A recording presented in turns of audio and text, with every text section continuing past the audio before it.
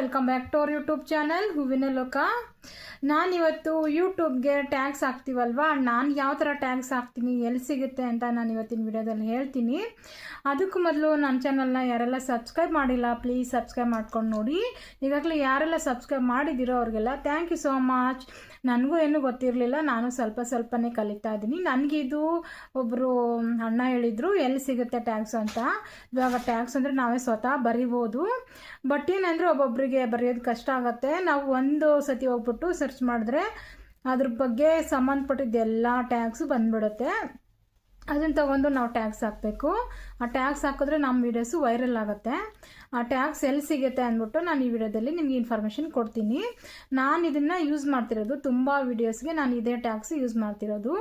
ನಿಮಗೂ ಯೂಸ್ ಆಗಲಿ ಅಂತ ನಾನು ಈ ವಿಡಿಯೋನ ಮಾಡ್ತಾಯಿದ್ದೀನಿ. ಯಾರೆಲ್ಲ ಹೊಸ ಯೂಟ್ಯೂಬರ್ಸ್ ಇದ್ದೀರಾ ಅವ್ರಿಗೆ ಯೂಸ್ ಆಗ್ಬೋದು. ನಾನು ಹೊಸ ಯೂಟ್ಯೂಬರೇ, ಬಟ್ ನಾನು ಈ ಟ್ಯಾಗ್ಸ್ ಯೂಸ್ ಮಾಡಿದ್ರಿಂದ ನಂದು ಒಂದು 2-3 ವಿಡಿಯೋ ವೈರಲ್ ಆಗಿದೆ. ಹಾಗಾಗಿ ಈ ವಿಷಯನ ನಾನು ನಿಮಗೆ ಇವತ್ತಿನ ಶೇರ್ ಮಾಡ್ತಾಯಿದ್ದೀನಿ. ಇದು ಯಾವ ಥರ ಅಂದರೆ, ನಾವು ರ್ಯಾಪಿಡ್ ಟ್ಯಾಗ್ಸ್ ಅಂತ ಒಂದು ಇದೆ, ಹೋಗ್ಬಿಟ್ಟು ನಾವು ಗೂಗಲಲ್ಲಿ ಸರ್ಚ್ ಮಾಡಿಬಿಟ್ಟು ರ್ಯಾಪಿಡ್ ಟ್ಯಾಗ್ಸ್ ಅಂತ ಸರ್ಚ್ ಮಾಡಿದ್ರೆ ಅದು ಓಪನ್ ಆಗುತ್ತೆ. ಅದ್ರ ಮೇಲೆ ಹೋಗ್ಬಿಟ್ಟು ನಾವು ಟಚ್ ಮಾಡಬೇಕು. ಟಚ್ ಮಾಡಿಬಿಟ್ಟು ನಮಗೆ ಈಗ ಎಕ್ಸಾಂಪಲ್ ಗೃಹಲಕ್ಷ್ಮಿ, ಗೃಹಜ್ಯೋತಿ, ಅನ್ನಭಾಗ್ಯ ಏನೇ ನಮ್ಮದು ಟಾಪಿಕ್ ಇರುತ್ತೆ ವಿಡಿಯೋ, ಆ ಟಾಪಿಕ್ ಮೇಲೆ ನಾವು ಸರ್ಚ್ ಮಾಡಬೇಕು. ಇವಾಗ ನಾನು ಗೃಹಲಕ್ಷ್ಮಿ ಅಂತ ಹೋಗಿ ಸರ್ಚ್ ಮಾಡಿದ್ರೆ ಗೃಹಲಕ್ಷ್ಮಿ ಸಂಬಂಧಪಟ್ಟಿದ್ದೆಲ್ಲ ಟ್ಯಾಗ್ಸು ಅಲ್ಲಿ ಬಂದುಬಿಡುತ್ತೆ. ನಾವು ಸಿಂಪಲ್ಲಾಗಿ ಈಸಿಯಾಗಿ ಕಾಪಿ ಮಾಡ್ಕೊಂಡ್ಬಿಡ್ಬೋದು. ನಾನು ಈ ವಿಡಿಯೋನ ಸ್ಕ್ರೀನ್ ರೆಕಾರ್ಡ್ ಮಾಡಿದ್ದೀನಿ. ಸ್ಕ್ರೀನ್ ರೆಕಾರ್ಡಲ್ಲಿ ಹಾಕ್ತೀನಿ ನಿಮ್ಗೆ ಗೊತ್ತಾಗಲಿ ಅಂದ್ಬಿಟ್ಟು. ನಾನು ಈ ಮೆಥಡ್ನ ಎಲ್ಲ ವೀಡಿಯೋಸ್ಗೂ ಯೂಸ್ ಮಾಡ್ತೀನಿ. ಈಗ ತುಂಬ ಜನಕ್ಕೆ ಈಗಾಗಲೇ ಇದು ಗೊತ್ತಿರ್ಬೋದು. ತುಂಬ ಕನ್ನಡದಲ್ಲಿ ನಾನು ಸರ್ಚ್ ಮಾಡಿ ನೋಡಿದೆ, ಒಬ್ಬರು ಹಾಕಿಲ್ಲ, ಇದು ನಂಗೆ ಗೊತ್ತಿಲ್ಲ.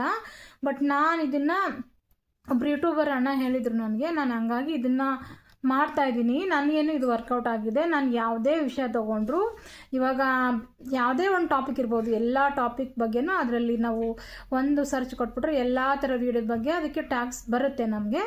ನಾನು ಅದನ್ನ ಸ್ಕ್ರೀನ್ ರೆಕಾರ್ಡ್ ಮಾಡಿದ್ದೀನಿ, ನೀವು ಬೇಕಂದರೆ ಹೋಗಿ ಚೆಕ್ ಮಾಡ್ಕೊಳ್ಳಿ. ಥ್ಯಾಂಕ್ ಯು ನನ್ನ ವಿಡಿಯೋ ಎಷ್ಟೊತ್ತು ನೋಡಿದ್ದಕ್ಕೆ. ಪ್ಲೀಸ್ ಇಷ್ಟ ಆದರೆ ಫ್ಯಾಮಿಲಿ ಫ್ರೆಂಡ್ಸ್ಗೆಲ್ಲ ಶೇರ್ ಮಾಡಿ ವಿಡಿಯೋನ. ನಮಗೂ ಸಪೋರ್ಟ್ ಮಾಡಿ, ಸಬ್ಸ್ಕ್ರೈಬ್ ಮಾಡಿ, ವಿಡಿಯೋನ ಲೈಕ್ ಕೊಡಿ. ಲೈಕ್ ಕೊಟ್ಟರೆ ನಮ್ಮ ವೀಡಿಯೋಸ್ ಪ್ರಮೋಟ್ ಆಗುತ್ತೆ, ಬೇರೆ ತುಂಬ ಜನ ನೋಡೋಕ್ಕೆ ಹೆಲ್ಪ್ ಆಗುತ್ತೆ.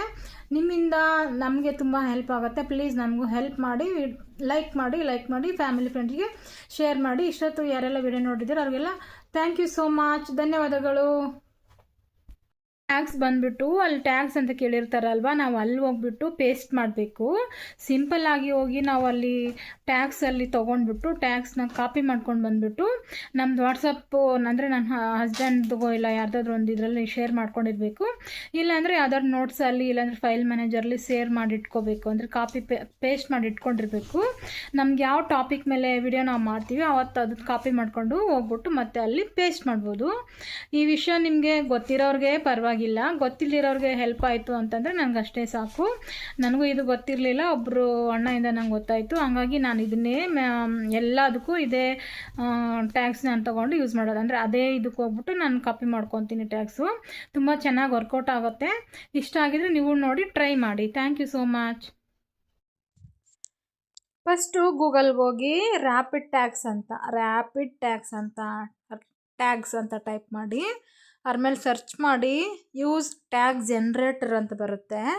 ಅದ್ರ ಮೇಲೆ ಸರ್ಚ್ ಮಾಡಿ ನಿಮ್ಗೆ ಯಾವ ವಿಷಯದ ಮೇಲೆ ವಿಡಿಯೋ ಮಾಡಿದ್ದೀರೋ ಅದ್ರ ತಕ್ಕನಾಗೆ ನೀವು ಸರ್ಚ್ ಮಾಡಿ. ಈಗ ನೋಡಿ ಗೃಹಲಕ್ಷ್ಮಿ ಅಂದರೆ ಗೃಹಲಕ್ಷ್ಮಿ ಅಂತ, ಅನ್ನಭಾಗ್ಯ ಇಲ್ಲ ಗೃಹಜ್ಯೋತಿ, ನಿಮ್ಗೆ ಏನು ವಿಷಯ ಇದೆ ಅದರದ್ದೇ ಟೈಪ್ ಮಾಡಿ. ಇವಾಗ ನನ್ನ ಹೂವಿಂದು ಆರ್ಟಿಫಿಷಿಯಲ್ ಫ್ಲವರ್ಸ್ ಇರುತ್ತೆ, ನಾನು ಆರ್ಟಿಫಿಷಿಯಲ್ ಫ್ಲವರ್ಸ್ ಅಂತ ಹಾಕಿದ್ರು ಟ್ಯಾಗ್ಸ್ ಬರುತ್ತೆ. ನೋಡಿ ಗೃಹಲಕ್ಷ್ಮಿ 15ನೇ ಕಂತು ಅಂತ ನಾನು ಹಾಕ್ತಾಯಿದ್ದೀನಿ. ಇದು ಬಂದು ಕೀಪ್ಯಾಡ್ ಸ್ವಲ್ಪ ಈ ಥರ ಅಂದರೆ ಅಡ್ಡ ಹಾಕ್ಕೊಂಡಿದ್ರಿಂದ ನನಗೆ ಟೈಪ್ ಮಾಡೋ ಕಂಫರ್ಟೇಬಲ್ ಆಗಲಿಲ್ಲ, ಆದರೂ ಟೈಪ್ ಮಾಡಿದ್ದೀನಿ. ಈ ಥರ ಟೈಪ್ ಮಾಡಿದ ತಕ್ಷಣ ಟ್ಯಾಗ್ಸು ಜನ್ರೇಟ್ ಆಗುತ್ತೆ. ನೀವು ಯಾವುದೇ ಸಬ್ಜೆಕ್ಟ್ ಮೇಲೆ ಹಾಕ್ಕೊಂಡ್ರೂ ಬರುತ್ತೆ. ಈಗ ಹೆಚ್ಚು ಕಡಿಮೆ ಒಂದು 30-40 ಟ್ಯಾಗ್ಸ್ ಬರುತ್ತೆ. ನಾವು ಅಷ್ಟೊತ್ತು ಟ್ಯಾಗ್ಸ್ ಬರ್ಕೊಂಡು ಕೂತ್ಕೊಳ್ಳೋಕ್ಕಾಗಲ್ಲ. ಹಂಗಾಗಿ ಇಲ್ಲಿ ಹೋಗ್ಬಿಟ್ಟು ನಾವು ಟ್ಯಾಗ್ಸ್ನ ತೊಗೋಬೋದು. ನಾನು ಎಲ್ಲ ವೀಡಿಯೋಸ್ಗೂ ನಾನು ಇದೇ ಥರ ಟ್ಯಾಗ್ಸ್ ಯೂಸ್ ಮಾಡೋದು. ನಂದು ಒಂದು 2-3 ವೀಡಿಯೋಸು ವೈರಲ್ ಆಗಿದೆ. ನಾನು ರ್ಯಾಪಿಡ್ ಟ್ಯಾಗ್ಸ್ಗೆ ಹೋಗಿನೇ ಟ್ಯಾಗ್ಸ್ ತೊಗೊಂಡ್ಬಿಡ್ತೀನಿ. ವಿಡಿಯೋ ಮಾಡೋಕ್ಕೆ ಮೊದಲೇ ಟ್ಯಾಗ್ಸ್ ತೊಗೊಂಡ್ಬಿಡ್ತೀನಿ. ಅದೇ ಕೀಪ್ಯಾಡ್ ಅಡ್ಡ ಇಟ್ಕೊಂಡಿರೋದ್ರಿಂದ ನನಗೆ ಕಂಫರ್ಟ್ ಆಗಲಿಲ್ಲ. ನೋಡಿ ಇವಾಗ ಟೈಪ್ ಮಾಡ್ತಾಯಿದ್ದೀನಿ, ಮತ್ತೆ ಬಂತು.